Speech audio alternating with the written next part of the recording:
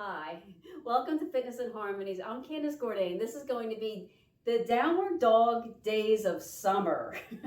So I always ask my husband around Saturday, Sunday, what should I do for yoga this week? And he always comes up with something and he says, here's the dog days of summer. And I said, well, what would I do? And he said, I don't know. I usually just say that. And then you go off and you figure it all out. He goes, that's all I'm going to contribute. So I thought, well, downward dog. Downward dog is one of those poses that we all kind of judge ourselves on. So before we get started, I'm feeling tired. I want you to go slow and easy today and wake up in your time. So I have a word for you, and that is pandiculate. That is a yawn. So just do that. Just pretend like you're yawning. Do that a few times. Just pretend like you just stood up or you just got up. Or maybe you've been feeling tired and you just need to stretch. I want you to notice what your muscles are doing. They're not just stretching. We're not just doing a big old, reach over. We're not doing that. You're sort of pulling in. You're sort of making a muscle at the same time. All right, now just do the jaw part. Open the mouth and then close it. Do that 2 or 3 times. Just open your mouth. Oh gosh, I'm going to yawn. Open your mouth. And then close it. Now I want you to do a couple more things because I need energy this morning. A couple more things that are going to look a little bit weird to you. One of them is, and this isn't that weird, lift your shoulders into your ears. So when we're in downward dog, this is what I don't want you to do, is have your shoulders in your ears. And then all of a sudden, drop 120 pounds shoulders down. Squeeze them in, squeeze them in. I want you to be full of stress, anxiety, tension, and worry. And then drop. Do that a few times. Squeeze and release.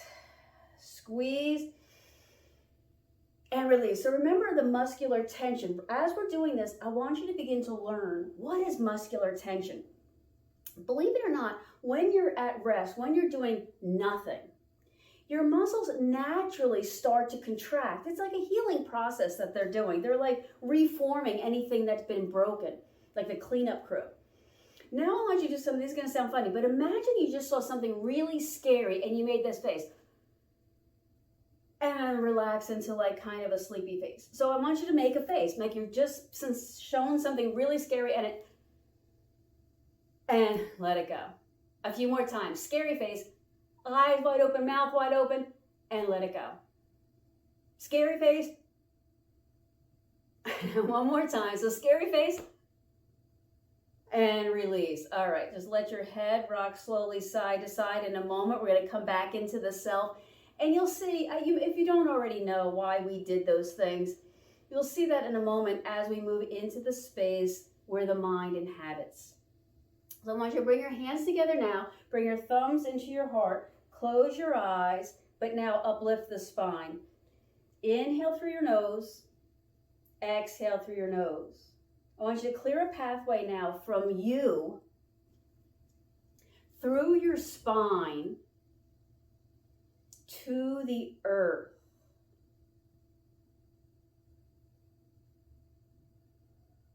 So just one pathway from you, through your spine, to the earth. Now begin to gather your resources. I just said that muscles naturally hold tension.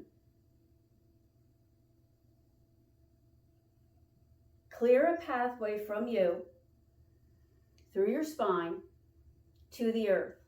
Now, clear a pathway from the earth, through the spine, to you.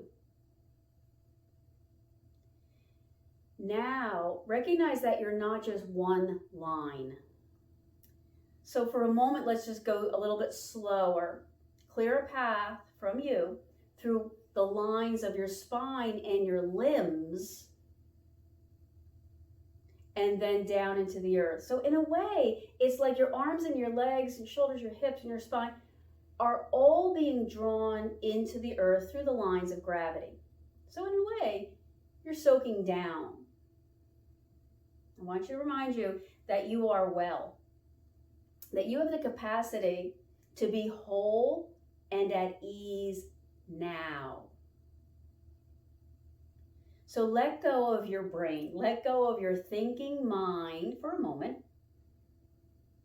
Open up the door to move inside, to move in. And clear a pathway from you, let's call that your mind, through the spine, through the limbs, to the earth. Inhale. Now blow out through the mouth. Exhale. Begin to squeeze the belly in on that exhale. Inhale through the nose. Exhale through the mouth. Squeeze the belly in. So in a moment, we're going to do sort of a kundalini warm-up, and that is to bring energy into all these spaces I just laid out for you. The spine, the limbs, to the earth. Now close your mouth so that when you exhale through your nose if that's available. And Ujjayi. Now drop your chin to your chest. This is called Jalandhara Bandha. That's the neck or the throat binding. So when you exhale, it should be a little bit more difficult to exhale, and that you should vibrate more intensely, almost like your notes or the sound of your breath went up an octave. That means they went higher, high note. So lock energy, lock the sound, lock the flame and the light at the throat. Now, an advanced version of every pose we do, I want you to all try the advanced version of this. Lift the corners, the edges of your mouth up. As you breathe, that's the advanced version, to lift the corners of the mouth up. That should instantly make you feel better. And then relax your face. Go back to the easier version. Good. So then lift your head, open your eyes. We're going to hold on to the knees or the legs or the strap, whatever you've got that you're holding. Rock the pelvis forward and back. Begin to arch the spine and flex the spine. So I just turned so you can see. So let me get on the edge of this. Forward and back. So I said this is kind of a kundalini rising energy practice. I'm going to close my eyes because this is going to require a different breathing style. And what we're really doing in yoga, not quite yet, we're getting there, but when we start doing these downward dogs, in particular, that pose is a good example. What we're really doing is warming up the nervous system. There's like nerves connected to muscle spindles that listen in. It's like they have their ear to the nervous system. What should I do? Now, inhale when you rock forward. Exhale, blow through your mouth, squeeze the belly in and rock back. Inhale forward through the nose. Exhale back, exhale through the mouth and squeeze the belly. Inhale, blow out. Now fast.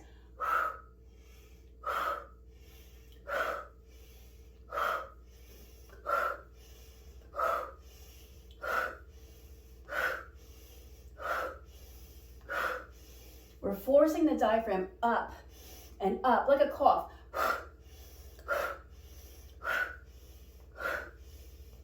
I want to do 10 more of these.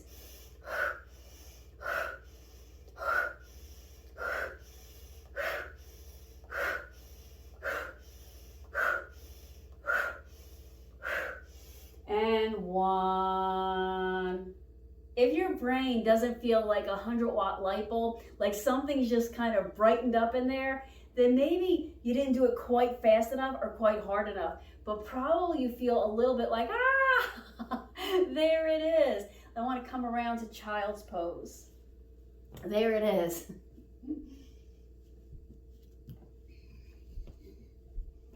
When you come down into child's pose, bring the forearms to the floor in front of you. So explore the relationship of the shoulder blades. So I'm going to rock a little forward and back.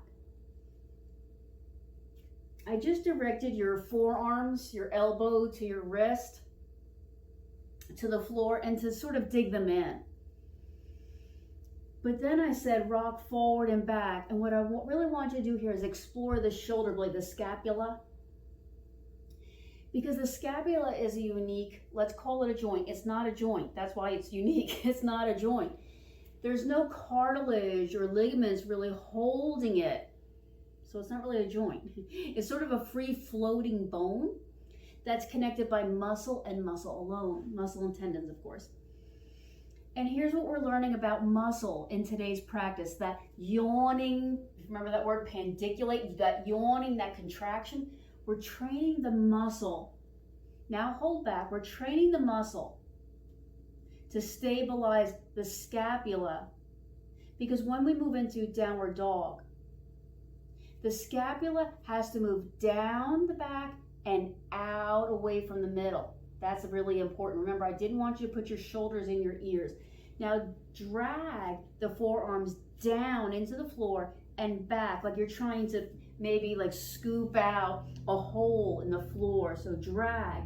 But as you're doing that, learn how to open the scapula, the shoulder blades out.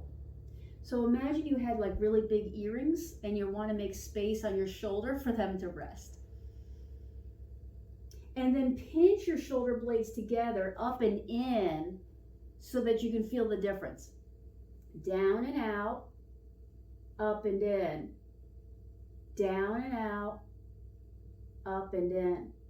Now hold them down and out, dig the forearms. Every joint contributes to the overall movement and alignment. It's not just your elbow, for example. It's not just your shoulder. As much as I talk about shoulder, it's not. The elbow and the spine and the neck contribute to the shoulder, for example. Make sure that your elbows are equidistant, like that they're, the forearms are parallel, so your elbows aren't way out and they're not like knocked in. Now spread your fingers out. I want you to look at your fingers for a moment. It is said in downward dog that your long finger, otherwise known as middle finger, should be pointing directly forward. I don't know that I've ever said that, and I don't really like to say that, because for some people, they need their hands turned a little bit out so that they can get that alignment of shoulder, elbow, wrist. So you don't know until you lift off which one is right for you. But don't be afraid to turn the elbow or the hands a little bit out. That turns the upper arm bone out. Turn the upper arm bone out, even if you have to like do this twisting. If it's your right hand, it's righty-tighty, right? If it's your left hand, it's lefty-loosey. So that's one way to think of what you're doing. The arms are spinning out, up at the shoulder. But get this, your thumb and index finger, these like pointing fingers, they're pushing down. That's called the inner pronating triad. Doesn't matter. Push the thumb and the pointer finger down, but spin the head of the arm bone out. That's a lot. I'm sorry. Take a breath in. Ujjayi out. Pull the shoulder blades wide on the back. What we're really working on yoga is in muscle terminology, eccentric contraction. We're not necessarily moving the joints in closer. We feel as if we're pulling them apart, but we're doing that by contracting the agonist. That's the muscle, the antagonist, the one that's going in the opposite direction. Let's move up to hands and knees. That was too much, too much. From here, practice dropping your head down and lifting your head up, but without moving your spine. Again, I normally don't talk much about the neck because I don't want you to make the mistake of over moving or stretching or waking up the neck. You don't need to wake up the neck that much. The neck is safest and happiest when it's really not moving. In our modern society, you know what I'm gonna say, we don't move enough. All right, I'm moving my back, so I'm gonna have to correct what I just told you. Just move the neck, get that feedback loop, and then bring the head and the neck level. So now measure from your ears to your shoulders so that that space stays long. Whatever happens with our neck, that space stays long. Walk your hands 3 inches forward, so almost, less than a hand length. I guess my hands are tiny. Not your little baby hands, Candace. Then tip a little bit forward until your chest is sort of hovering over, I guess, your index fingers. So that's a good way to measure out the right placement for downward dog. If you keep your hands too close in towards your knees, it makes downward dog just so much harder. and it's just not necessary. I want you to focus on the thumb and the index finger triad here, that little triangle, and push that down, almost like you're holding something and you're trying to push that thing down into the floor. Now spin the head of the arm bones out. I'm going to just hold here. Just practice this. Inhale through the nose, keep the neck straight. Exhale, exhale the belly. You can exhale through the mouth or the nose, whatever serves you right now. Turn the toes under and push the toes down into the floor. Focus maybe mostly on the shoulder blade opening out. That's the thing that you tend to forget when we begin to lift off. After 3 breaths, remember what we're doing with the breath. We're carving out or finding a path from you through the spine to the earth, through the limbs to the earth, and back. Now try that lifting off. So with the toes tucked under, lift up. All right, so maybe at first, I can't get there. I look like, I don't know, a bear. I can't get there. So bend your knees more and then just practice pushing your hips further back. So don't think about downward dog always being a gigantic inverted V, and almost never think about your heels. I shouldn't say that as a yoga instructor, but I just can't help it. People get really focused on the heels. Focus on the shoulders widening. Let's come all the way down to the belly. Make your way slowly. Stack your hands, relax your head and neck. Bend and straighten at the knees a few times. Ujjayi breath now. Inhale, exhale, tune in. Tune in. Send information to the nervous system. Remember, this is what I'm going to call a yawn does. A yawn stretch, we'll call it that. It prepares you for movement. Now leave the knees bent and then circle the ankles around. I've been focused really on the shoulders and down to the hands, but definitely the feet, the ankles, the knees, and the hips have a big part of downward dog.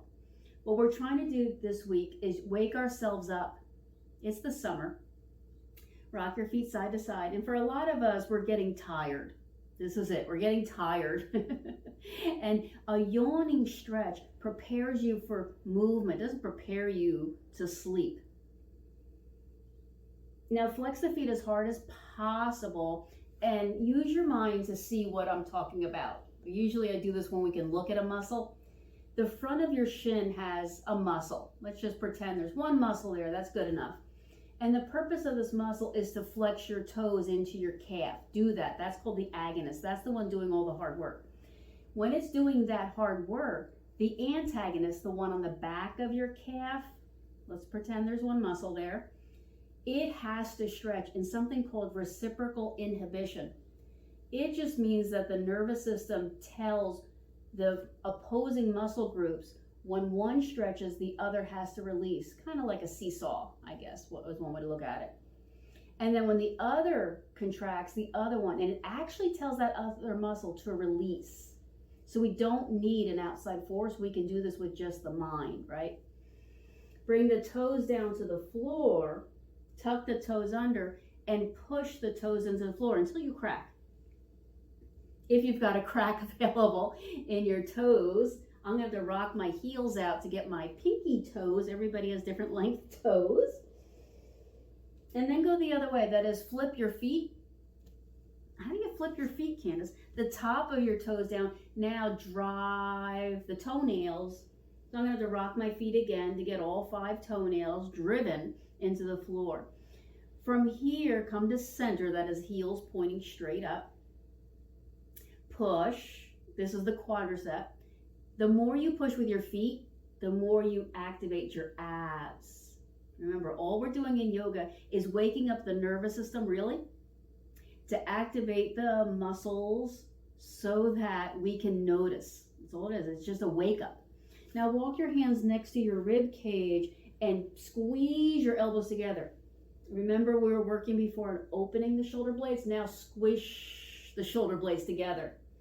Don't necessarily pull them up to your ears. In fact, if anything, pull down. Press through the triad of the thumb and the index finger again, as if I'm going to ask you to come up into plank pose. I'm not. No worries there. Now activate the musculature around your waist. Squeeze the belly in front, squeeze the belly on the side, squeeze the belly on the back. I wish I didn't have a belly on the back, but I do. Then from here, lock the hips into the floor, soften the tailbone down. That kind of sucks the belly off the floor. Then lift your head, roll the heads of your arm bones back, lift the chest forward and squeeze the middle and the low back. You can lift your neck a little or your head a little higher. This is called cobra stretch. 3 breaths here. The overarching goal of today's practice is to find a path from you to the earth, through the spine and the limbs and back. Then release down. Make your way back into child's pose. All right, friends. I want you to relax now in child's pose. We've worked hard so far in awakening the musculature around the shoulders, around the neck, around the low back. And then we did some with the feet and the hands. Breathe and ride the waves of your breath. More and more. Each muscle contributes to the overarching pattern of tension. Our bodies are full of tension. That's a good thing. If we were all deflated, we wouldn't be able to move at all. Tension is what allows us to move and do the things we want to do. Ride the waves so that there is tension. At the top of the breath, there's tension. But then as you release your breath, you're releasing tension. Remember the beginning, we did that scared face, and then we released that scared face? Allow there to be tension. And organize how you relax your mind from the exhale. Our patterns of tension in our muscles are unique. Not everybody has tight shoulders, for example. A lot of us do. Not everybody has an achy low back, but a lot of us do. Make your way back up to hands and knees.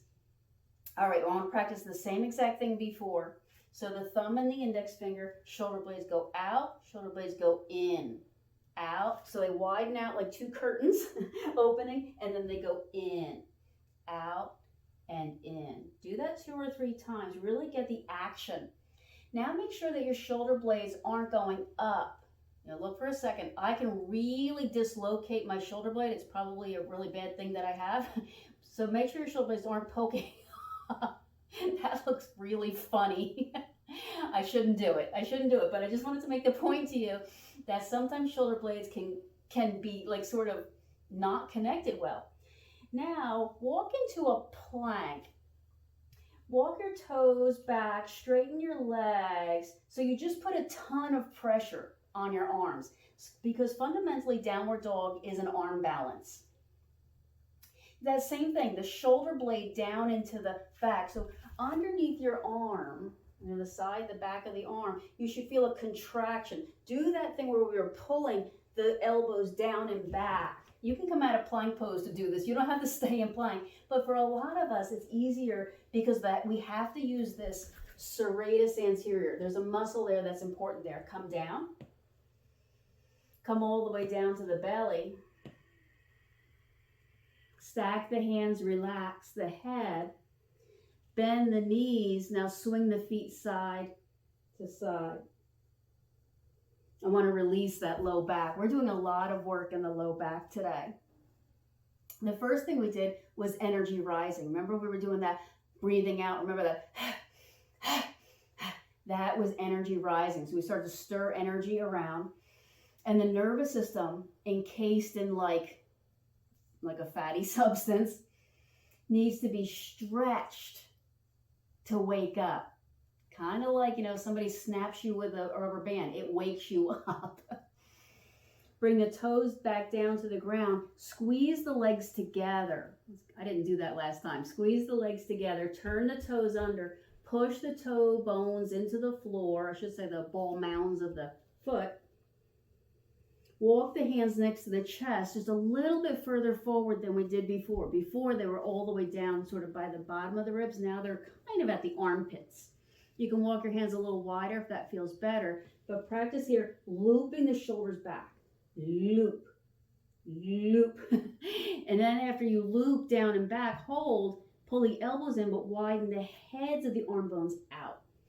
Now brace the abdominals, push through the thumb and finger, and rise up. Let your hips, if your hips want to, come up off the floor, keeping the shoulders down. If your shoulders just collapse into your ears too much too soon, stay down in cobra. Cobra down, upward dog up.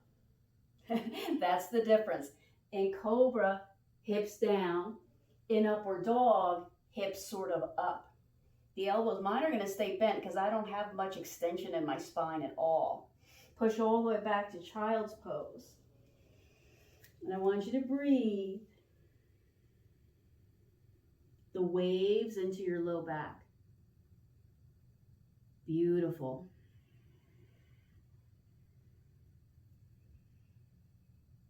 Breathe.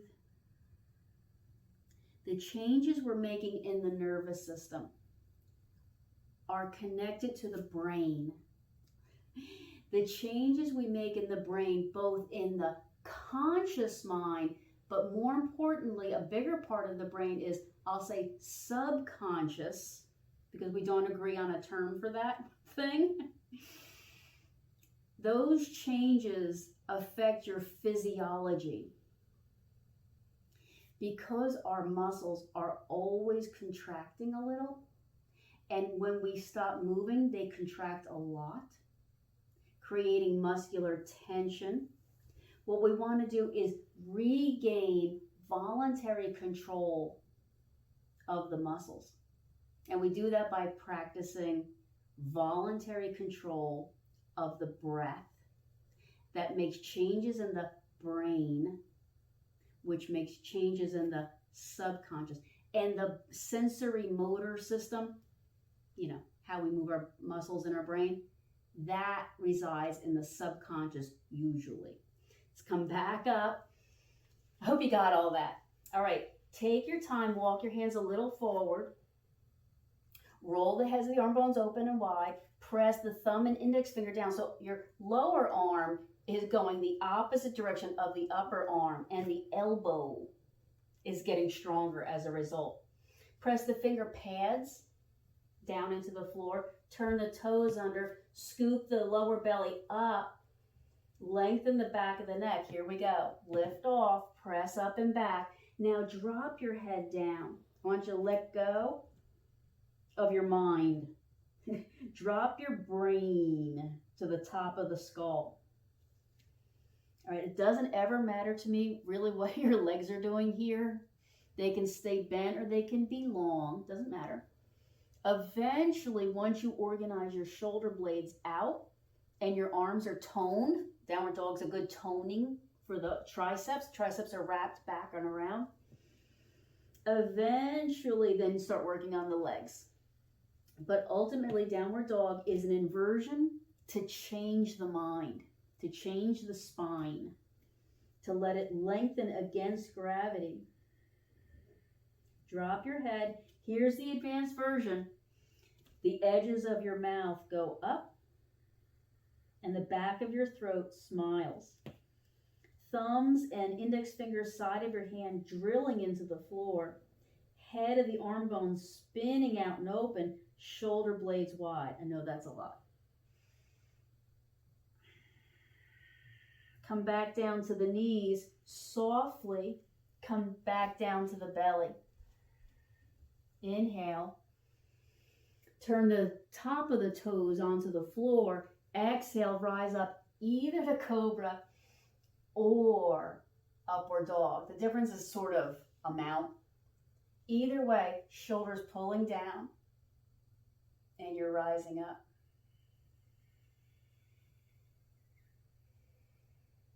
Three. You're rising up. That's the important part. We're waking up that nervous system. Push back into child's pose. Just a breath though. I got one more for you. Inhale. Exhale. Good. Come back up. We'll step 1 foot forward. Now I'm going to use my blocks to get there. But stay up, meaning don't bring your hands all the way down to the earth. So walk the same side hand to its knee. Reach the other arm out in front of you like, palm up like you're serving something. And practice pulling your arm bone into the socket. We're not necessarily just pulling the whole shoulder blade back. We're just connecting the arm bone into the socket. This is what's important for downward dog. As you exhale, scoop the belly in and up, lift the arm, maybe stretch the arm up overhead, and now do arch the spine, pushing both hips forward evenly. All right, energy rising. Take this back foot, the top of it, and push it down hard. Each muscle and each joint contribute to the organization of the muscular patterns and tension patterns that we create. And when we come in yoga, we consciously regain control of all of that. So right now the knee and the ankle and the hip, they're making like an aligned joint all together. 2 more breaths. Shoulder blades falling, head of the arm bones spilling outward. And 1. Bring that hand down to the floor or to the block or something. And then twist your spine in towards your leg. So your chest is moving in the direction of your knee. Pull the shoulders down. I'm just surprised at how often my shoulders revert to squeezing in and up. That's a very defensive, protected posture. And 1. Gently make your way over to the other leg. What a refreshing, stabilizing practice we're doing today. I'm really proud of today's practice. It wasn't a lot of movement. Give me a second to catch up to you. All right, so remember where we were. Hips forward, back foot pushing down, same side hand on the knee. I'm almost there. I'm still working on getting there. Brace the abdominals. Stretch this other arm out in front of you. Practice pulling the arm into so there's little rotator cuff muscles there, and their job is to hold on, but don't forget the serratus anterior. There's like a muscle on the side of the ribs there that holds you up, like when you're in a plank pose. Hold here, broaden the tops of the shoulders out. Inhale, as you exhale, scoop the belly up, lengthen the spine, lift the arm, maybe it goes all the way up overhead, maybe it stops. But now spread the chest open, and now do arch the back like you're turning your heart to gaze up. Advanced version of the pose, lift the edges of your lips into a smile. Bask in all of this good. 2 more breaths. Evenly press the hips forward. Try not to twist here. And 1, bringing that hand down. When you're ready, spin your chest over towards this knee in front of you and linger. Make changes to the nervous system. There's like very long nerves in our legs. And so when we do leg stretches, this is one of the reasons everyone I know loves hip stretches, because it really does wake up the nervous system. And that always feels good. I know, when you're first waking up in the morning, you're going to argue with me. But once you're awake, it really does feel good. You take a good yawn and you get some oxygen into your brain. And again, we yawn because of that, because we're trying to wake up and prepare to move, not to get sleepy. Make your way now into a seated pose. Actually, I'm going to say, let's take the legs out and in front. Okay, this would be a good time. We're gonna stretch the toes back. That's what we're gonna do. So this would be a good time to either, if you have to and want to, sit on your blanket or grab your strap. So I'm moving the fleshy part of my bottom back. I'm kind of taking it, turning it back, making sure my low back always feels supported, safe, and a little contracted. That's not a place to open up. Not something we want to open up. If you have a strap, loop it around one foot to the ball mound of the foot and give it a pull. I had talked to you before about the front of the shin being the agonist, being the prime mover, let's call it that. It contracts. So even without the strap, I could contract this muscle. And then the back of the calf, that's what we call it. I don't know why we call that a calf. I don't know. But anyway, that's the back of the leg is called the calf. That has to stretch through something called reciprocal inhibition, meaning my nervous system is telling it, if you don't let go, we're going to tear. I don't want that. Now our biceps are going to get into the picture and pull. You're also, the trapezius here is also doing a rowing action. So both of those things are happening. Biceps, you can see my bicep is showing off there by popping out. And my trapezius is pulling on the back. If it so happens that your chest floats forward, then do that. But remember, no tension on your low back, first and foremost. This is another pose I don't do very often for that reason. The more you practice this, the easier the lower portion of downward dog will be. 2 slow breaths. Squeeze, so consciously squeeze the shin muscle. Squeeze that. Release. Try the other side. Remember the strap. Right, sort of on the ball mound. Let your breath bring you. Remember the pathway I told you to find. Let your breath bring you into the path. So here I just got an image of you're walking in the forest, and if you're ever hiked and you think you've lost the trail and am I on the trail? Is that the trail or is that the trail? That's what we're doing. Let the breath bring you back to the trail, to the pathway. Remember, everything's connected. Elbow, that's ankle, knee, hip. And so the knee has to negotiate because the knee's in a precarious position. The ankle and the hip can really mess up the knee. So try to align 1, 2, 3, usually in thirds. That's how we think about it. Show off that bicep by contracting. Row the elbows back. It's like pulling, pull, pull, pull. Breathe the pathway from you through the spine, through the limbs. Even though we're only doing sort of one leg, this is an all limbs shava, shvana. So all limbs pose. After 2 breaths, or I should say while you're doing these 2 breaths, relax your shoulders. Relax your shoulders. And then release the strap. Let's come down and move our bodies into a shavasana. So those are 2 different words. The downward dog is shvana, which actually means dog, or all 4 limbs, a quadruped thing. And shava, without the shva, without the V sound, is body. There we go. Take a stretch or a motion, a movement. I'm going to do this one where I grab my knees and push them away. That's going to be my yawning stretch here. Yours could actually be like a big letter Y where you're yawning.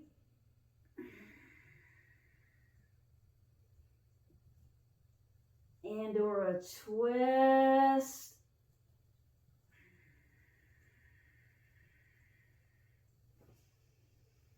Everything turn, turn, turn.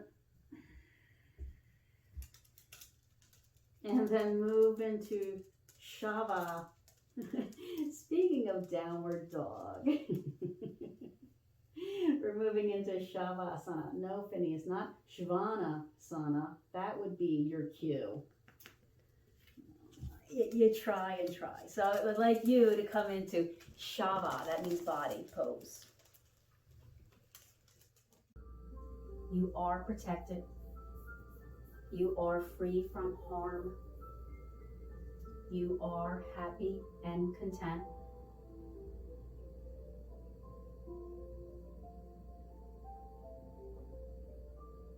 Repeat to yourself, I am well.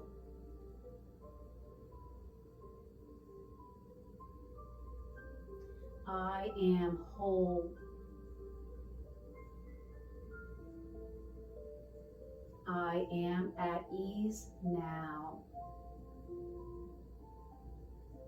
I am at ease now.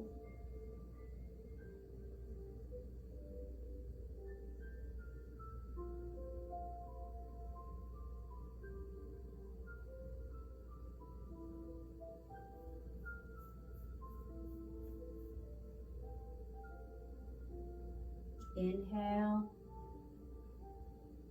Ride the exhale, knowing that you can come back here at any time. Slowly make your way to your side.